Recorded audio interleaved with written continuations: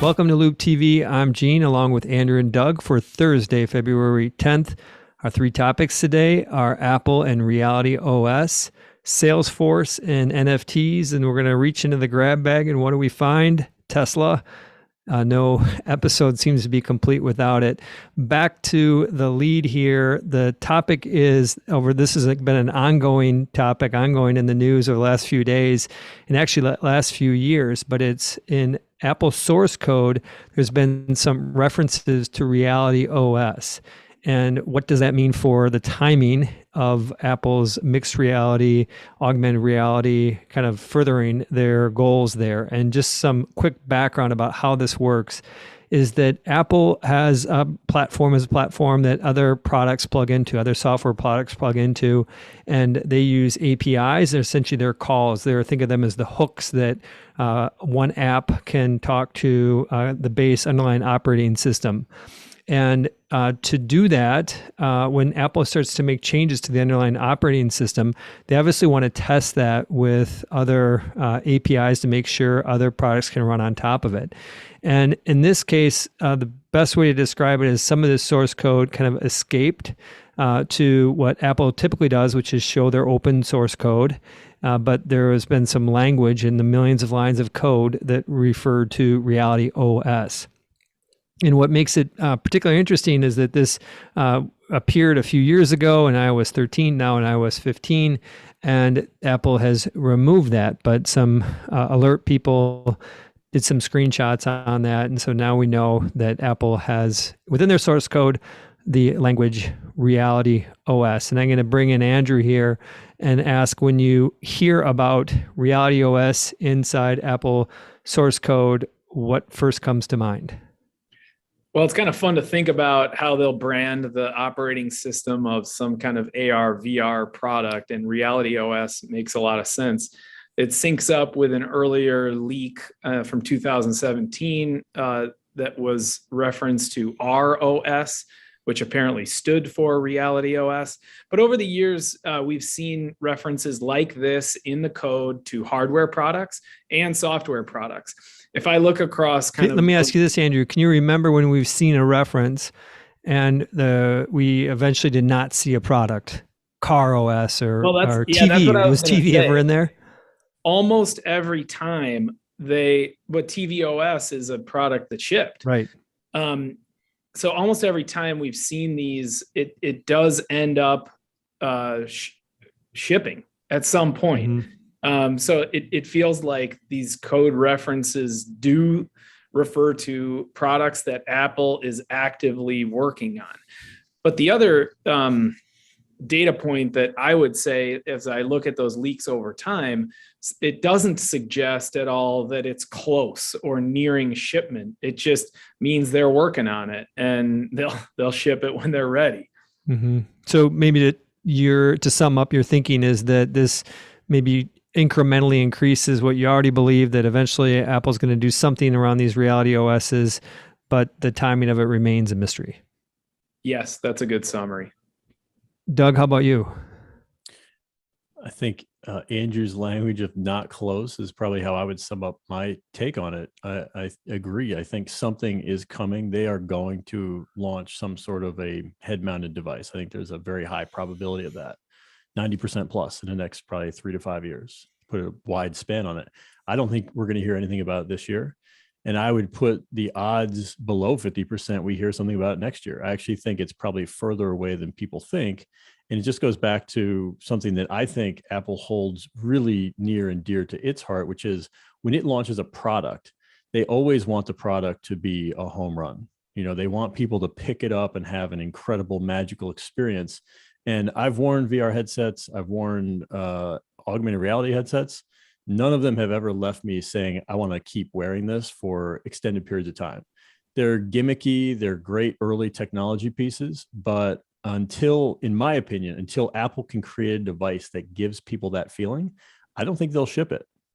Mm-hmm. Before, I had been in the camp that they would show a beta version of their mixed reality headset in WWDC 2021, 2022. And then after Gurman's piece, I shifted that to WWDC 2023. I think his piece said it would be available late in 2022. I moved to 2023. And if you're still following here, Doug, your comments are compelling, and I would agree. They're going to have to do a real-time shift of my probabilities here. I had said that that's likely. It's probably not likely, because that's a good summary, I think, of how Apple thinks about their products. And it's a big deal to get it right. You don't want people to leave with a bad experience. And so patience will undoubtedly be a virtue. We do at Loup, if you haven't picked up on this, we do embrace differences of opinion. And I think collectively we're largely on the same page here. That's more of a warning than a green light, yellow light, I would say. Steady yellow light, not flashing yellow light. Let's move on to the next topic, which is Salesforce getting into NFTs. And Doug, what is from your perspective, the significance? I think a lot of people just kind of roll their eyes, and Salesforce trying to catch some of the mojo around NFTs for marketing purposes, and there's nothing here, but you have a different view. I think that a lot of very large companies are taking NFTs quite seriously, and Salesforce is the most recent example. They're experimenting. Let's say it sounds like they have plans to launch something that sounds like it'll be called the NFT cloud, and it's not entirely clear what that might be. So by the way, just to clarify, is Salesforce announcing this, or is this rumored? No, they said this is like from an internal employee meeting, it sounds like. And okay. I can read what the article from CNBC says. They plan to release an NFT cloud.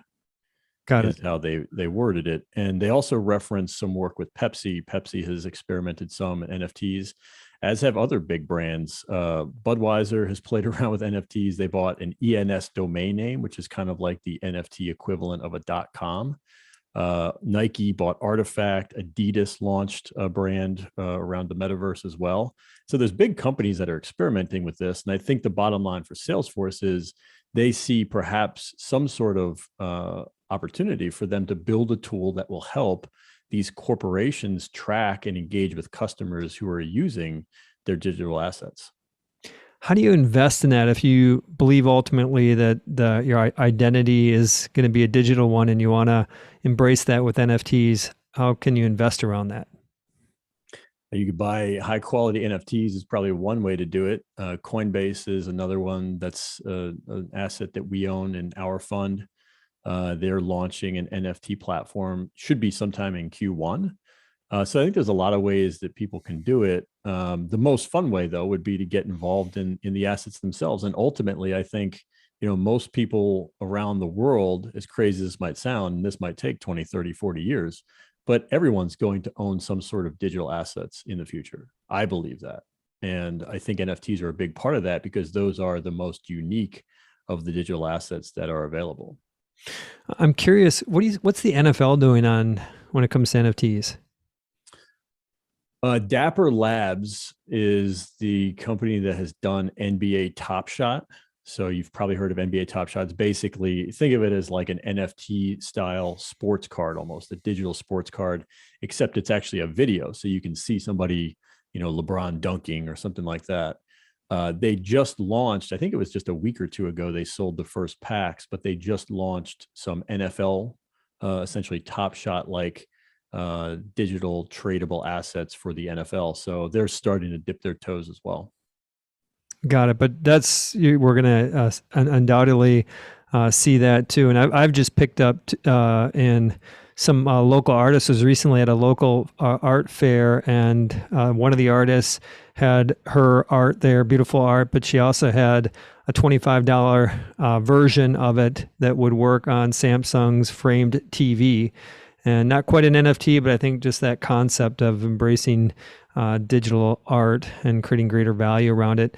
Last topic is... Can I add one more thing before the last topic? And this is something I think is important as people think about finding investment opportunities. One thing that we like to talk about at Loup is what are people doing today that a lot more people are going to be doing in the future, and the market doesn't really know it, or maybe the market doubts it. Here's some stats really quickly on NFTs. $23 billion in volume, NFT volume, were traded last year. It's a massive market already. More than 1.2 million people participated in the trading of those assets. And so I just think it's helpful to put it into context, because I don't know if everybody realizes how big a market this already is. It might seem like a scam, it might seem silly, but a lot of people are already engaging. And I think when you're seeing something that gets a lot of hype, but there are people that are already engaging, you should take note, because there may be more substance there than just, this sort of thing that you wave off and say it's not real. There's real substance here. That's like the ideal readiness for inflection point is when you hit 1 million users. That's a massive, as you said, amount of GMV, I guess, going through that's being traded. And so enough where it's real, but still so small that this could go a long way and a lot of those assets. Just one final point here, just so we love to be rational at Loup. A lot of those assets are going to be worth nothing, just to be clear.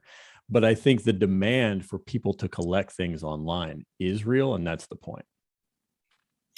Makes sense. And moving on to our Tesla department, they have a recall. We talked about the use of recall.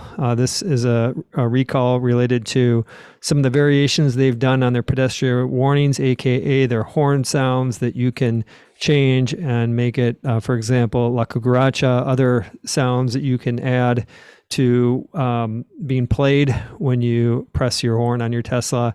And it kind of speaks to a topic that it does speak to a topic that we addressed yesterday, which is kind of this growing friction. This is now the 4th time there's been, we're going to keep using the word recall with Tesla, I think in the last 2 weeks, and 2 of those 4 have been related to some urging or not even urging direction from NHTSA to make a change, whether it's the rolling stop or in this case, a horn has to sound like a horn. It can't sound like a song. And there's not a ton to add here, unless Andrew or Doug, if you want to jump in beyond, add next the latest piece of evidence here on this tension, I think, between Tesla and D.C. is the Horngate, we'll call it. But either of you, anything else you want to add? Well, I'll add that at the same time, I love how Tesla is pushing the envelope with technology and features in a car. And making it fun to own cars and for software updates and things like that. At the same time, they're being too aggressive with safety-related issues, like the rolling stop one is, I think, the most flagrant offense. And they've got to tone it down with some of that aggressive moves when it comes to driver and pedestrian safety. Love it. Well, fun place to add. If you hear La Cucaracha, you're not coming up on a food market. You could very well be coming up on a oncoming Tesla. Keep your eyes open until that software update gets delivered. On behalf of Andrew, Doug, and Gene and Loup TV, bye for now.